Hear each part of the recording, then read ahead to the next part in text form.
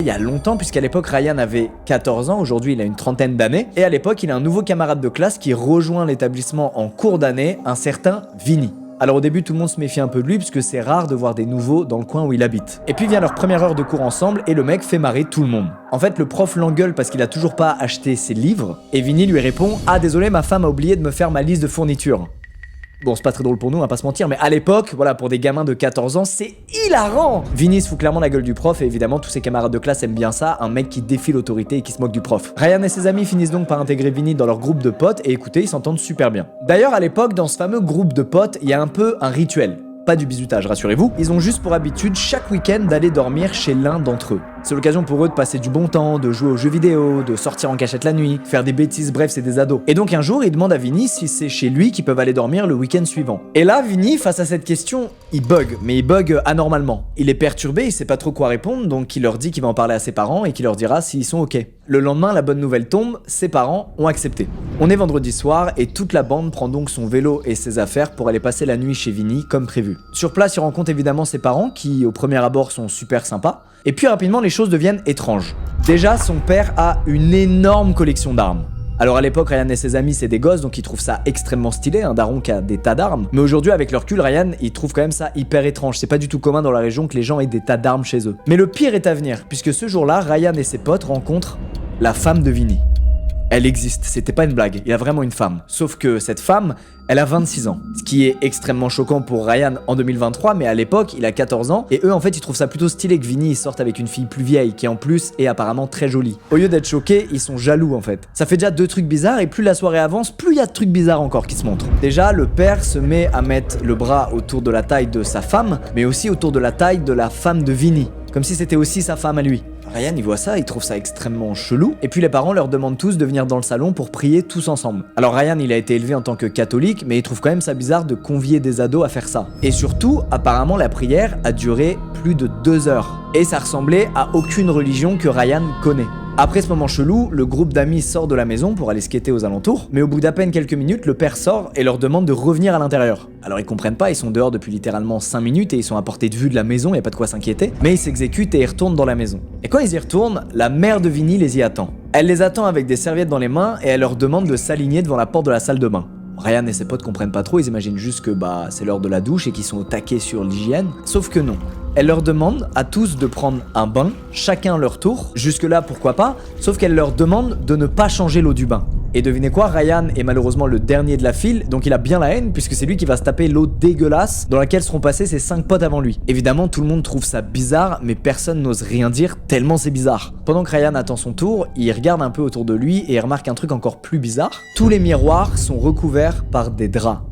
Alors il comprend toujours pas aujourd'hui la raison derrière ça, mais en tout cas à l'époque quand il voit ça, il est vraiment en panique. Après le calvaire du bain, les parents de Vinny demandent à Ryan et ses potes d'aller se coucher. Ce qui est extrêmement bizarre étant donné que dehors il fait encore jour. Mais vu ce qu'ils viennent de vivre, Ryan et ses potes ne montrent aucune résistance, ils s'exécutent. Vinny va dans une chambre à part avec sa femme, et Ryan et ses 2 potes vont dans une autre chambre dans laquelle ils vont devoir partager un grand lit à 3. Clairement, quand ils comprennent qu'ils vont devoir dormir à 3 dans le même lit, ils détestent ce moment. Ils trouvent ça extrêmement bizarre et ils se disent putain les gars, on n'aurait jamais dû aller dormir chez Vinny. C'est très chelou en fait ce qui se passe ici. Et malheureusement, c'est pas tout.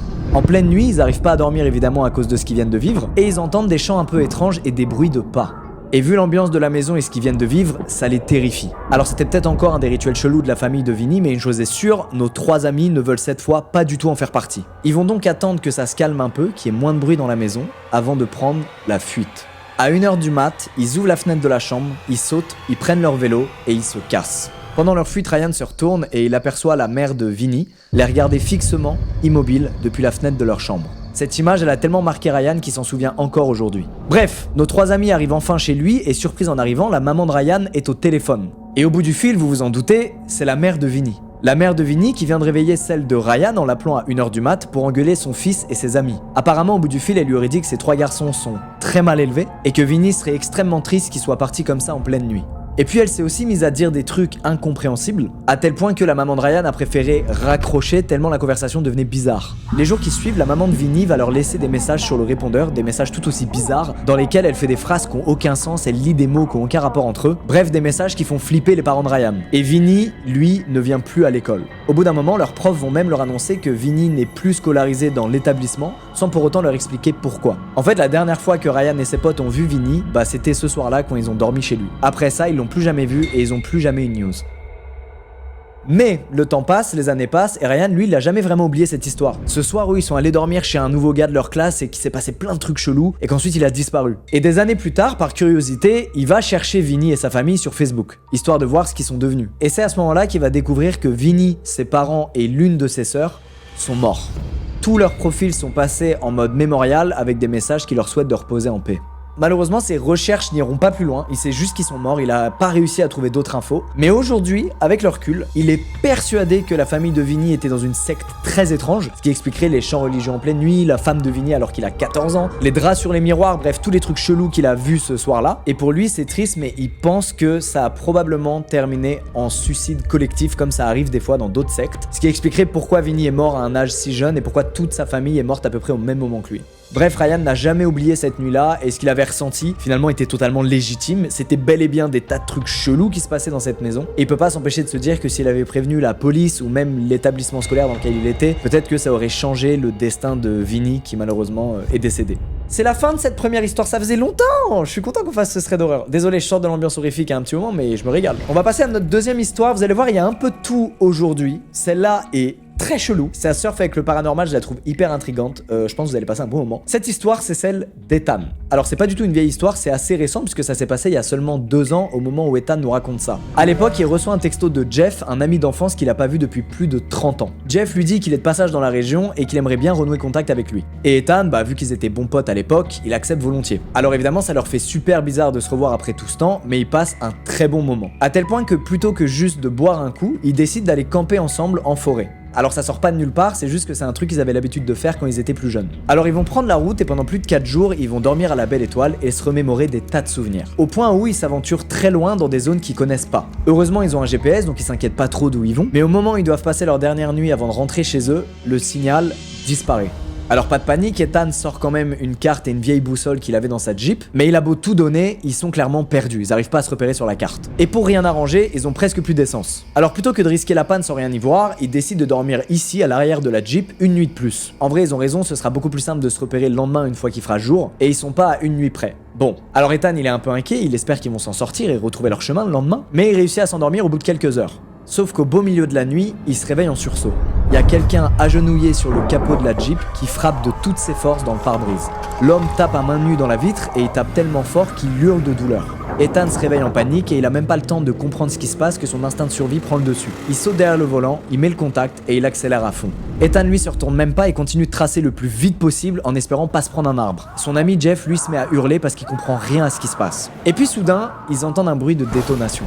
Ça ressemble à un coup de feu mais impossible de vérifier, Ethan il va pas s'arrêter pour checker s'il y a un impact, lui il continue de bombarder à travers la forêt pour vite se barrer le plus loin possible de ce mec. Et finalement, après de longues minutes, il aperçoit une très légère lumière au loin à travers les feuillages. Il comprend très vite que c'est un lampadaire et il fonce dans sa direction parce que qui dit lampadaire dit route. Et en effet, il atterrit sur une route pavée qui mène à une station-service. Là, Ethan et Jeff pensent qu'ils sont sauvés. Ils pensent. Ils le sont pas. À peine arrivé à l'intérieur de la station, Ethan demande immédiatement au caissier d'appeler la police, sauf que l'homme le dévisage et lui dit qu'il est pas le bienvenu ici. Ethan se demande s'il hallucine ou s'il a mal compris, et puis rapidement la peur prend le dessus et il se dit qu'en fait le gars du comptoir là, c'est peut-être le complice du mec qui les a agressés dans la forêt. Et dans le doute, il court jusqu'à sa Jeep et il fait demi-tour. Il roule à fond, il est sur la fin de sa réserve d'essence et enfin il atterrit sur un tronçon d'autoroute. Et c'est à ce moment qu'Ethan se rappelle qu'il est pas tout seul dans cette histoire. Parce que oui, étrangement, son pote Jeff là, il a pas dit un mot depuis le début de l'incident. Et Ethan, ça l'inquiète, il se dit qu'il est peut-être blessé ou pire qu'il s'est évanoui. Ethan le secoue et en fait Jeff il est bel et bien réveillé. Juste il regarde Ethan droit dans les yeux sans dire un mot. Il est clairement sous le choc de ce qui vient de leur arriver en fait. Et puis enfin une bonne nouvelle, Ethan prend une sortie qui l'amène directement à une station de shérif. Il se présente à l'accueil et c'est un jeune officier du nom d'Harris qui prend sa déposition. Alors au début il le prend pas trop au sérieux, il se dit que c'est un énième mec bourré qui est parti en forêt, qui s'est fait peur et qu'il y a rien. Mais en sortant dehors pour constater l'état de la Jeep, Harris il capte que c'est bien réel. Il y a bel et bien un impact de balle à l'arrière du véhicule.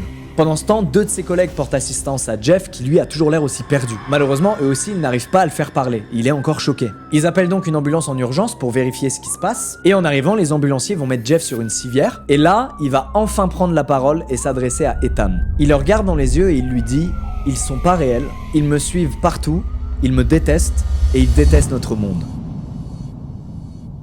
Rien que ça. Évidemment, Ethan comprend pas ce que Jeff lui raconte, ça n'a aucun sens, mais il va se dire que ses propos incohérents sont liés au fait qu'il est en état de choc. L'enquête se poursuit et plusieurs jours plus tard, les tests balistiques de la police donnent rien. Ils sont incapables d'identifier le type d'arme qui a pu tirer sur la Jeep d'Ethan, et les patrouilles du coin n'ont pas réussi à identifier le lieu de l'attaque ou même le mec qui les aurait attaqués. Mais ce qui choque Ethan, c'est d'apprendre qu'apparemment il n'y a aucune station-service dans le coin où ils étaient.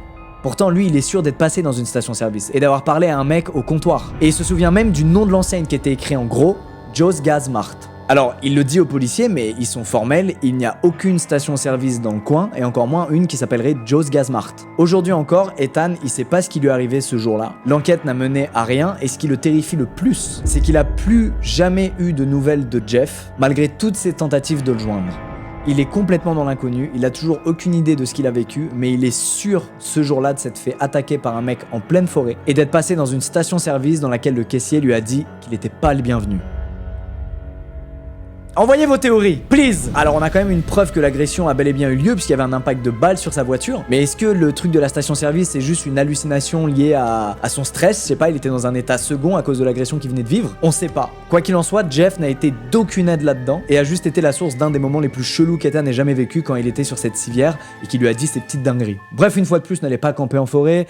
Installer Valorant comme tout le monde. Bon. Bref, il est temps de passer à la prochaine histoire, celle de Paul. Déjà, cette histoire, Paul, il est content de la raconter parce que c'est un truc dont il a toujours voulu parler. À l'époque, il vit au milieu de nulle part au Canada, dans une ville qui tombe en ruine et dans laquelle la moitié des bâtiments sont abandonnés. Vous sentez le truc arriver, il a pas grand chose à faire avec ses potes, donc ils passent leur temps à faire de l'urbex. Alors ils en font énormément et jusqu'à cette histoire, il leur est rien arrivé pendant leurs expéditions. En tout cas, rien de grave. Le pire qu'ils aient vu, c'est du sang séché sur un mur et une autre fois un pentagramme dans une maison abandonnée, mais voilà, il y a rien de fou. Mais ça, c'était jusqu'à cette histoire. Pour vous donner un peu de contexte, quand Paul était petit, son centre aéré était collé à un asile. Alors il n'y a jamais eu de problème, mais les bâtiments ont fini par fermer par faute de budget. Depuis, tout est resté à l'abandon, ce qui en fait un spot parfait pour faire de l'urbex. Depuis plusieurs mois, Paul et ses potes pensent à aller faire de l'urbex là-bas, mais ils ont un peu peur à cause d'une légende urbaine qui traîne. C'est une légende urbaine, ça se trouve, vous l'avez peut-être même vous entendu dans votre vie. C'est le fameux coup du « Ah, il y a un asile qui a été abandonné, mais apparemment il y a un des patients qui traîne encore là-bas, il est très dangereux, il mange des gens, attention, il est cannibale, voilà. » C'est des rumeurs qui apparaissent à chaque fois qu'un asile ferme et que le bâtiment est abandonné, et cet ancien asile ne fait pas exception à la règle. Bon, Paul, il y croit pas évidemment, et même il se dit putain ça va un peu pimenter notre expédition quoi, on va avoir un peu plus peur qu'habituellement à cause de cette légende. Lui et ses potes attendent que la nuit tombe et ils se retrouvent donc devant le centre. Là-bas tout ressemble au cliché typique du film d'horreur. Il fait nuit noire, il y a du brouillard et il pleut. La grille principale est cadenassée donc pour passer ils se font la courte échelle et jusque là tout va bien. Ils passent ensuite une première porte et ils allument leur lampe torche pour voir où ils mettent les pieds. Alors faut savoir que c'est toujours un peu dangereux d'aller dans ce genre d'endroit, non pas que vous risquez de vous faire agresser par un ancien gars d'un asile, mais parce qu'il y a toujours du détritus, du verre cassé, bref des trucs qui peuvent te blesser. Sauf que là, très rapidement, ce qu'il y a par terre, c'est plus du verre, mais des poupées et des anciennes pièces de Lego. Et c'est logique puisque c'est un ancien centre aéré, donc ça met mal à l'aise certains potes de Paul, mais lui ça lui rappelle plutôt de bons souvenirs. Jusque là, tout est étonnamment calme au point où ils s'entendent mutuellement respirer. Sauf que c'est évidemment dans ce silence complet qu'ils finissent par entendre un bruit métallique qui vient de l'autre côté du bâtiment. L'autre côté du bâtiment qui se trouve être l'ancien asile. Alors ils se regardent tous avec un peu de crainte, mais vu qu'ils ont beaucoup trop de fierté pour admettre qu'ils se chient dessus, ils font tous genre que tout va bien. Et évidemment, plutôt que de faire marche arrière, ils se mettent en tête d'aller plutôt vérifier l'origine du bruit. Ils s'approchent donc de la porte principale de l'asile, sauf qu'elle est tellement rouillée qu'ils doivent se mettre à trois dessus pour réussir à la débloquer. La première chose qu'ils remarquent en rentrant là-dedans, c'est pas l'aspect lugubre ni l'étroiteté des couloirs, c'est l'odeur. Une odeur de métal, très présente. Alors de peur qu'il se passe un truc, Paul et ses potes éclairent absolument tout le couloir pour être sûr de pas se faire surprendre potentiellement par quelque chose ou quelqu'un. Alors ils voient rien d'anormal et puis à nouveau ils entendent un bruit. Sauf que cette fois ce bruit, c'est des bruits de pas. Autant le coup métallique ça aurait pu être n'importe quoi, genre du vent, une fenêtre qui claque ou un animal même, autant là ils entendent des bruits de pas quoi. Ça veut dire qu'il y a bel et bien quelqu'un ici. Et encore une fois, au lieu de se dire bon, barrons-nous ça peut être dangereux, ils se mettent en tête d'aller au bout de leur enquête et de trouver l'origine de ces bruits de pas. À chaque pas qu'ils font, ils ont une étrange impression, celle d'être observés par quelqu'un. Ou par quelque chose. Et on sait que cette impression, généralement, quand on en parle dans ces threads d'horreur, elle a une raison d'exister. Et surtout, plus ils avancent, plus l'odeur métallique qui semble depuis le début se précise et se met plutôt à ressembler à une odeur de chair. Et en poussant une nouvelle porte, ils comprennent enfin d'où vient tout ça. Au milieu de la pièce, ils découvrent le cadavre d'un cerf entièrement éventré et dont les boyaux sont répandus au sol. Le sang n'a pas encore séché, c'est très récent, et l'odeur est donc insoutenable. C'est tellement insoutenable qu'au moment où ils font cette découverte, l'un des amis de Paul vomit instantanément. Et puis là encore, ils entendent un nouveau bruit. Sauf que cette fois, il vient directement de la pièce dans laquelle ils se trouvent. Et ce bruit, c'est des sortes de murmures indescriptibles. Immédiatement, ils font comme ils ont fait plus tôt dans le couloir, ils éclairent absolument toute la pièce avec leur lampe torche, et c'est là qu'ils le voient. Un homme est là, assis dans un coin de la pièce, la tête vers le sol. Il a un pantalon à moitié déchiré et il est recouvert de ce qui semble être du sang séché. Il porte pas de chaussettes et ses pieds semblent être très endommagés, comme s'il marchait pieds nus sur les bouts de verre que nos amis essaient d'éviter depuis le début de leur expédition. Suite à cette découverte, Paul et ses potes restent figés pendant 30 secondes, sans bouger, sans oser dire un mot, en observant cet homme murmurer des trucs incompréhensibles. Et puis soudainement, l'homme lève la tête, les dévisage et il se met à sourire. Et puis il leur demande « Vous êtes là pour le festin ?» Évidemment, ça les terrifie et c'est à ce moment que leur instinct de survie prend le dessus. Sans même réfléchir ou dire un mot, Paul et ses potes partent en sprintant de la pièce et ils tentent de retourner au centre aéré. Sur la route, ils essaient de refermer la grosse porte métallique rouillée qui bloquait l'accès à l'asile et encore une fois, ils sont obligés de s'y mettre à plusieurs et d'y mettre toute leur force. Et pendant qu'ils poussent cette porte de toute leur force, Paul, il voit au fond du couloir l'homme s'approcher avec ses dents qui reflètent la lumière de la lampe torche. Parce que oui, tout en avançant, cet homme continue à sourire d'une manière horrible. Paul et ses amis finissent par réussir à refermer la porte et ils reprennent leur souffle pendant plusieurs secondes sans se dire un mot. Et le silence dans lequel ils sont plongés est interrompu par l'homme qui se met soudainement à frapper violemment la porte.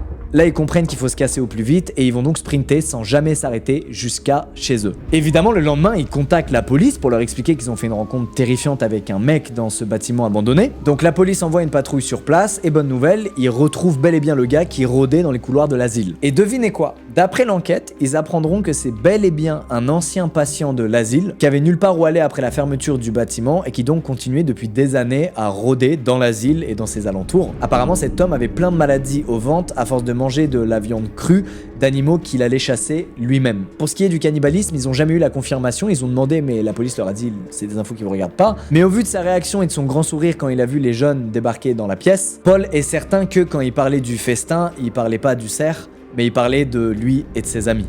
Voilà pourquoi je fais pas d'urbex et j'ai très peur, même sans parler de vidéo, même dans ma vie. Pour moi, ça va trop vite de faire une mauvaise rencontre. Il y a forcément des gens qui se réfugient dans des lieux abandonnés et venez, on leur fout la paix quoi. Honnêtement, est-ce que je dis ça par empathie ou parce que je me chie dessus ? Je me chie dessus. Écoutez, je crois qu'il est temps de passer à la 4e histoire, ça passe vite, n'est-ce pas ? Cette dernière histoire, c'est celle de Jade et de son mari Jim, et elle est très récente puisqu'elle a eu lieu l'année dernière. Et vous allez voir, pour une fois, il y a des vraies photos, il y a du vrai footage. Bon, il n'y en a pas beaucoup, mais il y en a. Jade et son mari possèdent une boutique d'antiquités dans une sorte de vieille grange. L'année dernière, la veille d'Halloween, ils décident de fermer la boutique plus tôt que d'habitude, donc aux alentours de 17h, parce qu'ils se sont prévus un petit date. Ils ferment la boutique, ils prennent la voiture, mais en cours de route, ils reçoivent une alerte de l'entreprise qui gère l'alarme du magasin. Apparemment, un des détecteurs de mouvement s'est activé au sous-sol et un autre après lui. Jade et Jim font immédiatement demi-tour et foncent direction la boutique, et ils se disent que c'est peut-être un chat qu'ils ont enfermé sans faire exprès derrière eux, ou un rat, bien qu'ils aient jamais vu d'animaux dans leur boutique. Quoi qu'il en soit, ils se disent qu'il est beaucoup trop tôt pour que ce soit un cambriolage, il fait carrément encore jour, et que donc c'est safe d'aller voir par eux-mêmes. Une fois sur place, Jade monte à l'étage pour désactiver le système d'alarme, pendant que Jim fait le tour du périmètre pour essayer de trouver d'éventuels signes d'effraction. Sauf qu'il y a rien, tout est intact, aussi bien les portes que les fenêtres. La piste du rat ou du chat semble donc se préciser. Jade finit quand même dans le doute par aller jeter un coup d'œil au sous-sol, donc là où se sont activés les détecteurs, et elle y voit rien de particulier, juste la lumière rouge du détecteur qui s'allume et qui s'éteint comme à son habitude. Et puis elle baisse la tête et elle tombe sur ça. Un kit de cambrioleur abandonné là, en plein milieu de la pièce. Et là, dans sa tête, ça va très vite. S'il n'y a pas de signe d'effraction, c'est que le cambrioleur, il est encore quelque part dans le magasin. Elle essaie d'hurler pour appeler Jim, sauf qu'elle est pétrifiée, elle a tellement peur qu'aucun son sort de sa bouche. C'est comme si elle était dans un mauvais rêve. Elle est bloquée là, avec cette présence hostile qui peut être cachée n'importe où dans la pièce. Et puis après de longues secondes, Jim, qui se demande ce qu'elle fait, finit par la rejoindre au sous-sol. Et quand il la voit complètement figée face à cette énorme pince au sol, il fait un cri de panique. Et ce cri, Jade, ça la réveille, ça lui fait comme un électrochoc, et donc les deux partent en courant du bâtiment. Ils appellent immédiatement la police qui se ramène en seulement 5 minutes. Et tous ensemble, ils redescendent au sous-sol. Sauf que la police, elle est pas vraiment inquiète. Ok, il y a une pince et un extincteur, mais bon, c'est pas non plus le casse du siècle. Et d'ailleurs, face à la réaction des policiers, Jade, elle est un peu deg parce que elle, quand elle a vu la pince et l'extincteur, elle était terrorisée. Ça la fait chier que la police snob un peu l'impact que ça peut avoir sur elle. Alors c'est quoi la suite ? Eh ben ils vont check les enregistrements des caméras de surveillance. Et c'est là que la véritable horreur se révèle. Voici ce qu'ils y trouvent, à savoir l'image qui a hanté les nuits de Jade depuis tout ce temps. Ce putain de mec avec un masque.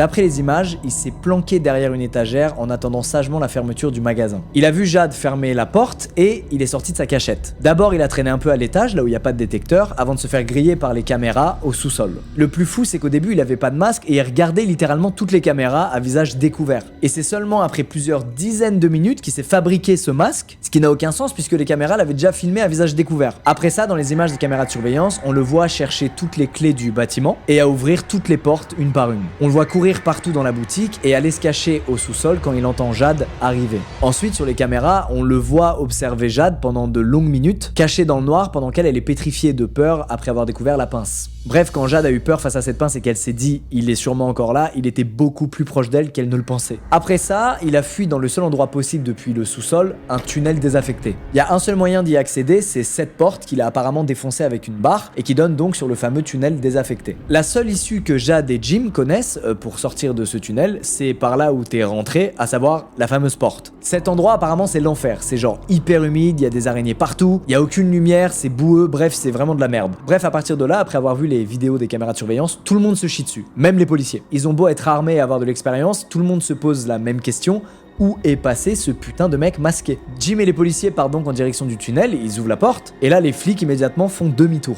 Jim insiste pour qu'ils explorent le tunnel au moins un minimum, quoi, pour être sûr que le mec soit pas en train de rôder juste là, mais les policiers lui disent que clairement ils iront pas plus loin et que pour eux leur travail est fait. Et que ce qu'il faut faire maintenant c'est barricader le tunnel pour être sûr que le mec ne puisse pas revenir dans le magasin si jamais il est passé par là. Jade et Jim vont donc s'exécuter et commencer à barricader le tunnel, tout en prenant soin avant évidemment de crier, d'avertir le mec que ils vont barricader l'accès, qu'il pourra plus jamais sortir de là. Évidemment, ils ont aucune réponse en retour. Du coup, ils finissent par verrouiller la porte. Et à partir de là, Jim et Jade n'ont plus eu de news de ce mec. Pendant les semaines qu'on suivi, ils ont entendu aucun bruit venir du tunnel, ils ont senti aucune odeur suspecte, mais pour autant ils ont jamais rouvert la porte. Pendant les semaines qu'on suivi, ils voulaient être sûrs de pas avoir enfermé un mec dans ce tunnel, même si c'était une instruction qui venait des policiers. Donc régulièrement ils allaient devant la porte, ils collaient leur oreille et ils essayaient de voir s'il y avait pas un bruit qui venait du tunnel ou une odeur ou un truc, étant donné que si le type s'était bel et bien fait enfermer là-dedans, il aurait fini par se manifester. Sauf que non, il s'est jamais manifesté, et l'idée que le type se soit littéralement volatilisé,